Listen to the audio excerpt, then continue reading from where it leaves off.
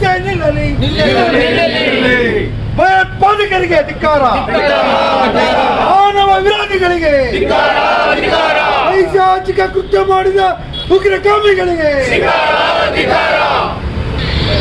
ದೇಶ ವಿರೋಧಿಗಳಿಗೆ, ಮಾನವ ಧರ್ಮವನ್ನ ಉಲ್ಲಂಘಿಸಿ ಪೈಶಾಚಿಕ ಕೃತ್ಯ ಮಾಡಿದ ಉಗ್ರಗಾಮಿಗಳಿಗೆ, ಚೈತನ್ಯರಿಗೆ, ಇಸ್ಲಾಂ ವಿರೋಧಿಗಳಿಗೆ, ಮಾನವ ವಿರೋಧಿಗಳಿಗೆ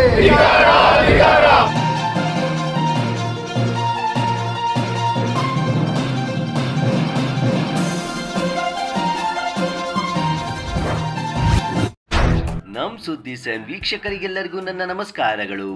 ಮಸ್ಜಿದೆ ತಾಹ ಆಡಳಿತ ಮಂಡಳಿ ಮತ್ತಿಕೆರೆ ಮತ್ತು ಅಖಿಲ ಕರ್ನಾಟಕ ಮೊಹಮ್ಮದೀಯರ ಕನ್ನಡ ವೇದಿಕೆಯಿಂದ ಕಾಶ್ಮೀರ ಉಗ್ರರ ಪೈಶಾಚಿಕ ಕೃತ್ಯದ ಖಂಡನೆ ಮತ್ತು ಹತ್ಯೆಗೀಡಾದವರ ಆತ್ಮಕ್ಕೆ ಶ್ರದ್ಧಾಂಜಲಿ ಸಭೆ.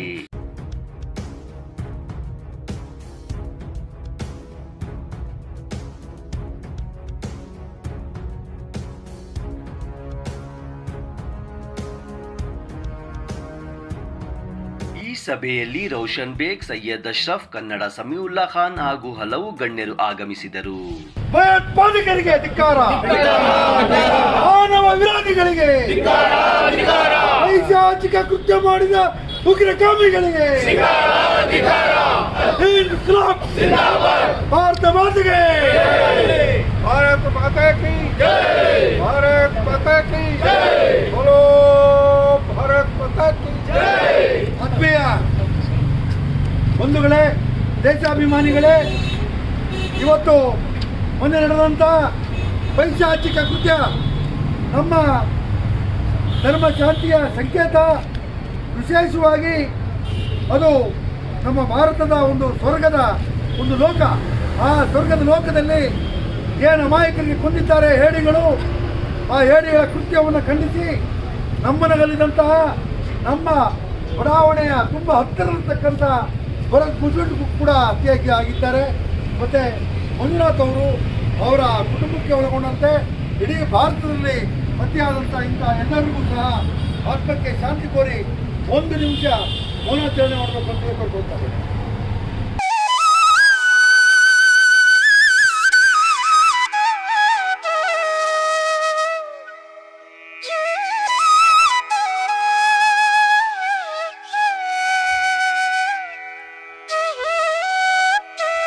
ಇವತ್ತು ಈ ಕಾರ್ಯಕ್ರಮ ಮಾಡಬೇಕು ಅಂತೇಳಿ ಕೇವಲ 24 ಗಂಟೆಗಳಲ್ಲಿ ಮಾಡಿದಂಥ ಕಾರ್ಯಕ್ರಮ. ಈ ರಾಜ್ಯದ ಮಾಜಿ ಸಚಿವರು ಮತ್ತು ಈ ರೀತಿಯ ದೇಶದಲ್ಲಿ ಎಲ್ಲೆಲ್ಲೋ ಕಲ್ಲೋಲ ಆದಾಗ ಅದನ್ನು ಯಾವ ರೀತಿ ಈ ಉಗ್ರಗಾಮಿತನ ಮತ್ತು ಸೌಹಾರ್ದತೆ ಭಾತೃತ್ವವನ್ನು ಬೆಳೆಸಬೇಕು ಅನ್ನುವಂಥ ಸದಾ ಯೋಚನೆ ಮಾಡುವಂತಹ ಆರ್ ರೋಷನ್ ಬೇಗ್ ಅವರಿಗೆ ನಾನು ಫೋನ್ ಮಾಡಿದಾಗ ಅವರು ಡೆಲ್ಲಿಲಿದ್ದರು. ಅವರು ನಾಳೆ ಬರುವಂಥ ಕಾರ್ಯಕ್ರಮ ಇತ್ತು. ಆದರೆ ಈ ಕಮಿಟ್ಮೆಂಟು, ಈ ಬದ್ಧತೆ ಇರುವಂಥ ರಾಜಕಾರಣಿಗಳು ಭಾರಿ ಬೀಳೋದು ನಾನು ನೋಡಿರೋದು. ಬರೀ ಬಾಯಿ ಮತ್ತು ಟಿಪ್ಸಲ್ಲಿ ಹೇಳ್ತಾರೆ. ಆದರೆ ಇವತ್ತು ನಮ್ಮ ಮಸೀದಿಯ ಪ್ರತಿಯೊಂದು ಕಾರ್ಯಕ್ರಮಗಳಲ್ಲಿ ಮತ್ತು ಅವರು ಮಂತ್ರಿ ಆಗಿದ್ದಾಗ ನಾನು ತುಂಬ ಅವರ ಅಭಿಮಾನಿ. ಯಾಕೆ ಅಂದರೆ ನಾನು ಯಾವುದೋ ಅವರು ಸಚಿವರಾಗಿದ್ದಾಗ ವೀಕ್ಷಕ ಕೆಲಸ ಮಾಡ್ಕೊಂಡವ್ರೆ. ಸ್ನೇಹಿತರಾದ ಸೈಯದ್ ಅಶ್ರಫ್ ಅವರೇ, ಮೌಲಾನಾ ಅವರೇ, ಹಜ್ ಕಮಿಟಿ ಮಾಜಿ ಸದಸ್ಯರಾದ ಸೈಯದ್ ಸನಾವುಲ್ಲಾ ಅವರೇ, ಈ ಮೊನ್ನೆ ಏನೋ ಘಟನೆ ನಡೀತು ಕಾಶ್ಮೀರದಲ್ಲಿ, ಅದು ಒಂಥರ ನಾಚಿಕೆ ಆಗುತ್ತೆ. ನಾವೆಲ್ಲ ಅದಕ್ಕೆ ಖಂಡಿಸ್ತಾ ಇದ್ದೀವಿ. ಯಾವತ್ತು ಕಾಶ್ಮೀರದಲ್ಲಿ ಏನು ಘಟನೆ ನಡೆದಿದ್ರು ಈ ಭಾರತ ದೇಶದಲ್ಲಿ ಇರೋ ಮುಸಲ್ಮಾನರು ಪ್ರತಿಯೊಂದು ಸರಿ ಅದಕ್ಕೆ ಕಣ್ಣು ಮಾಡಿದ್ದಾರೆ. ಯಾವತ್ತೂ ಈ ಉಗ್ರವಾದಿಗಳಿಗೆ ಯಾವತ್ತೂ ನಾವು ಸಪೋರ್ಟ್ ಮಾಡಿಲ್ಲ, ಯಾವತ್ತು ಎಂದೆಂದೂ ನಾವು ಮಾಡಲ್ಲ. ನಾವು ಭಾರತ ದೇಶದಲ್ಲಿ ಹುಟ್ಟಿದ್ದೀವಿ, ಭಾರತ ದೇಶದಲ್ಲಿ ಸಾಯ್ತೀವಿ, ಭಾರತ ದೇಶಕ್ಕೆ ಪ್ರಾಣ ಕೊಡ್ತೀವಿ. ಬಟ್ ಇಂಥ ಈ ಹೇಡಿಗಳು ಅಮಾಯಕರೇ. ಯಾವ ಧರ್ಮ ಹೇಳ್ತಿದ್ರಿ? ಇಸ್ಲಾಂ ಧರ್ಮ ನಿಮ್ಗೆ ಹೇಳಿದೆ ಅಂದರೆ ಅವ್ರಿಗೆ ನೀವು ಯಾವ ಜಾತಿ ಅಂತ ಕೇಳಿ ಕೊಂದಾಕೋದು, ನೀವು ಹಿಂದೂ ಅಂದ ತಕ್ಷಣ ನಾವು ಕೊಂದಾಕೋದು, ಅದನ್ನು ಅವ್ರ ಹೆಂಡತಿ ಮಕ್ಕಳು ಮುಂದೆ ಅವರು ಅಮಾಯಕರು.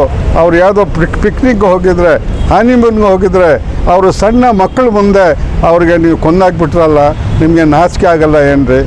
ನೀವು ಪಾಕಿಸ್ತಾನದವರು ಅಂತೀರ, ನೀವು ಮುಸಲ್ಮಾನರು ಅಂತೀರ, ಅದು ಎಂಥ ಇಸ್ಲಾಂ ರೀ ಅದು? ಆ ಇಸ್ಲಾಂ ನಮಗೆ ಬೇಡ ರೀ.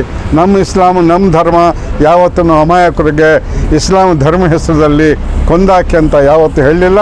ನಾವು ಇದಕ್ಕೆ ಖಂಡಿಸ್ತೀವಿ, ಸದಾ ಖಂಡಿಸ್ತೀವಿ, ಇನ್ನೂ ಖಂಡಿಸ್ತೀವಿ. ಒಂದು ಎರಡು ಮಾತು ಹೇಳಿ ನನ್ನ ಮಾತು ಮುಗಿತೀನಿ. ಜೈ ಹಿಂದ್, ಜೈ ಕರ್ನಾಟಕ, ಬೋಲೋ ಭಾರತ್ ಮಾತಾ ಕಿ इनकलाब जिंदाबाद, इनकलाब जिंदाबाद। देखिए, 2 दिन पहले जो कुछ भी हुआ कश्मीर में, ये सानहा बहुत बुरा हुआ है। यहाँ इंसानों की नहीं बल्कि इंसानियत का ख़त्ल हुआ है और कोई भी मुसलमान ऐसे क़त्ल आम को बर्दाश्त नहीं करता और हम लोग इसकी पूरी तरह से ज़ोरदार अल्फाजों में मजम्मत करते हैं क्योंकि इस्लाम एक ऐसा धर्म है, ऐसा मज़हब है जो हम तमाम को भाईचारगी का सबक देता है। हिंदुस्तान में जितने भी कौमें हैं, जितने भी कम्युनिटीज़ हैं, वो सब हम लोग भाई भाई की तरह यहाँ रहते हैं। जहाँ तक मैं समझता हूँ, क्योंकि मैं कश्मीर से अच्छी तरह से वाकिफ़ हूँ, महीने में एक बार तो मैं कश्मीर जाता हूँ क्योंकि वहाँ मेरी कोई जायदाद, थोड़ी सी जायदाद भी है। मैं उसकी देखभाल के लिए कश्मीर जाता रहता हूँ और वहाँ के लोग इतने अच्छे हैं, कभी ऐसी गलती नहीं कर सकते। आज तक सयाहों पे कभी भी हमला कश्मीर में हुआ नहीं है। ये पहली मर्तबा है जो सयाहों पे हमला हुआ है। उसकी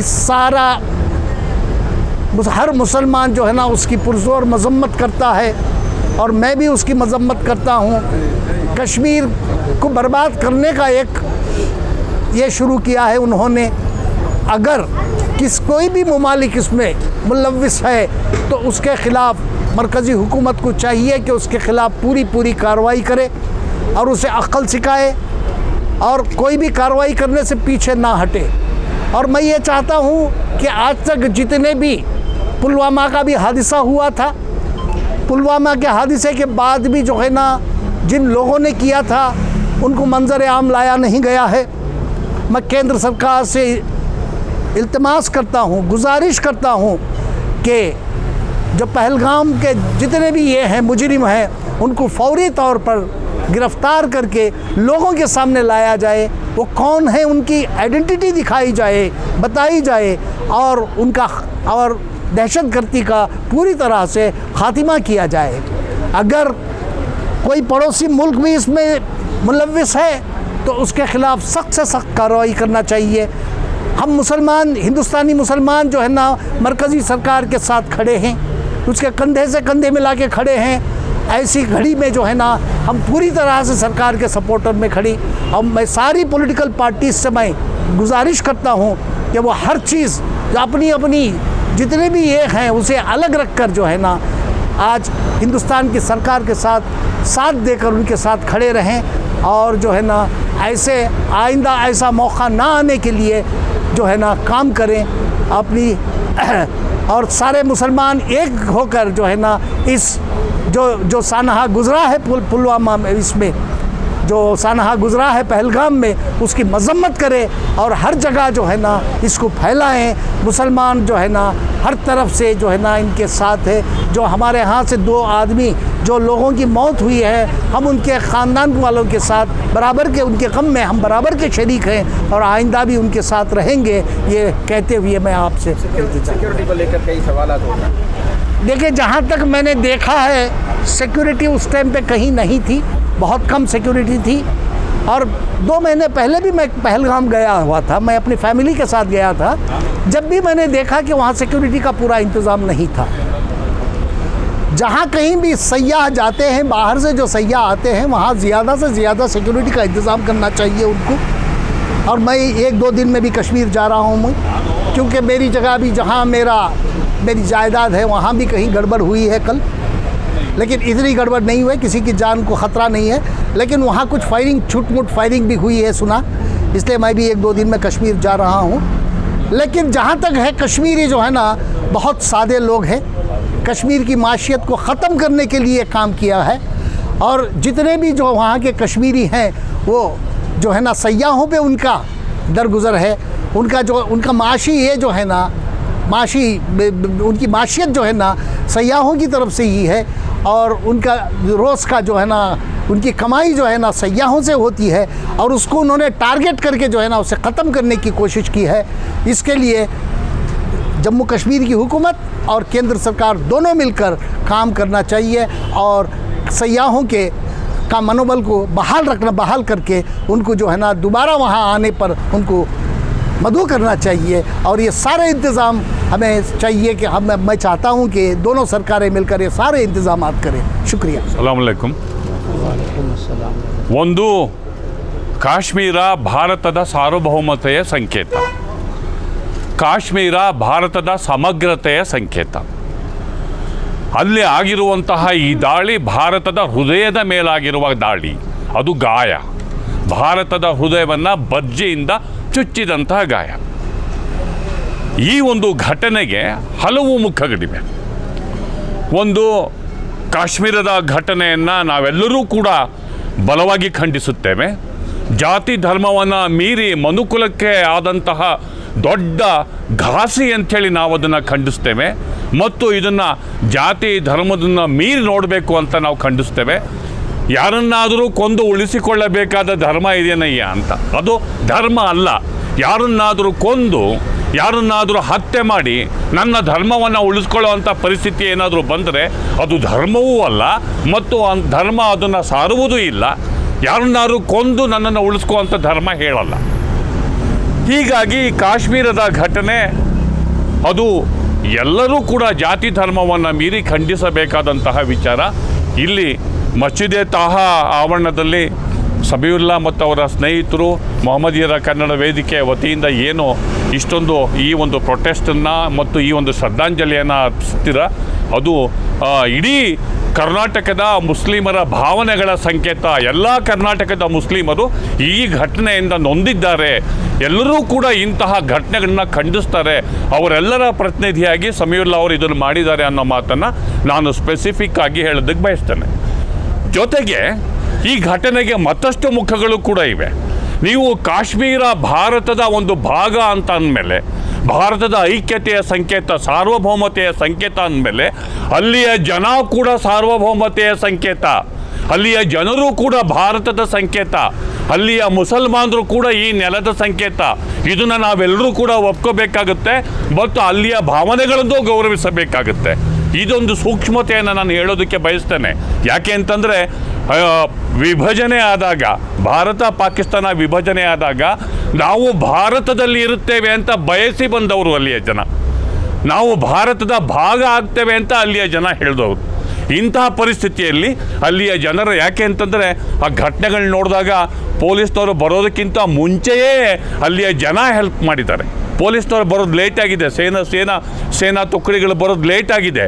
ಅಲ್ಲಿಯ ಜನ, ಅಲ್ಲಿಯ ನೊಂದ ಜನರನ್ನು ಹೆಗಲ ಮೇಲೆ ಹೊತ್ತು ಅವರು ಆಸ್ಪತ್ರೆಗಳಿಗೆ ರವಾನೆ ಮಾಡೋದು, ಅವರಿಗೆ ಔಷಧಿ ಕೊಡೋದು, ನೀರು ಕೊಡೋದು, ಇವೆಲ್ಲವನ್ನೂ ಕೂಡ ನೋಡಿದರೆ ಖಂಡಿತವಾಗಿ ಜಾತಿ ಧರ್ಮವನ್ನು ಮೀರಿ ಅಲ್ಲಿಯ ಜನರನ್ನೂ ನಾವು ಗೌರವಿಸುವಂತಹ ಮತ್ತು ಪ್ರೀತಿಸುವಂತಹ ವಾತಾವರಣ ಅಲ್ಲಿದೆ ಅನ್ನೋದನ್ನು ನಾವು ಸ್ಪೆಸಿಫಿಕ್ ಆಗಿ ಹೇಳೋದಕ್ಕೆ ನಾವು ಬಯಸ್ತೇವೆ.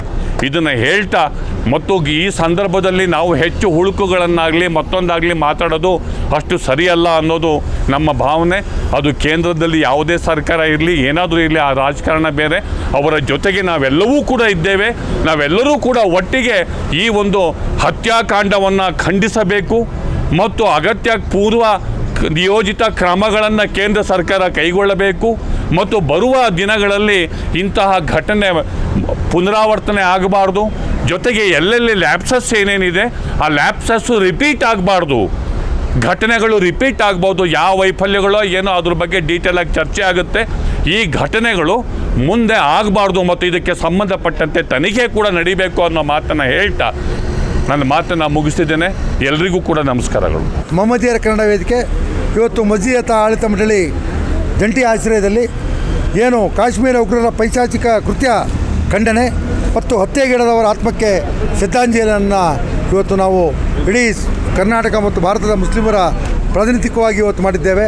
ಇವತ್ತು ಈ ಸಭೆಯಲ್ಲಿ ಈ ರಾಜ್ಯದ ಮಾಜಿ ಮಂತ್ರಿಗಳು ರೋಷನ್ ಬೇಗ್ ಅವರು, ಈ ರಾಷ್ಟ್ರದ ಪ್ರಧಾನಮಂತ್ರಿಗಳಾದಂಥ ಸೈಯದ್ ನಮ್ಮ ವಿ ಪಿ ಸಿಂಗ್ ಅವರ ರಾಜಕೀಯ ಅಶ್ರಫ್ ಅಲಿ ಅವರು ಮತ್ತು ಈ ನಾಡಿನ ಖ್ಯಾತ ಪತ್ರಕರ್ತರು ಮತ್ತು ಮೊಹಮ್ಮದರ ವೇದಿಕೆ ಸಂಸ್ಥಾಪಕರಲ್ಲಿ ಒಬ್ಬರಾದಂಥ ಬೆಲಗೂರು ಸಮೀಲ್ ಅವರು ಮಾತನಾಡಿದ್ದಾರೆ.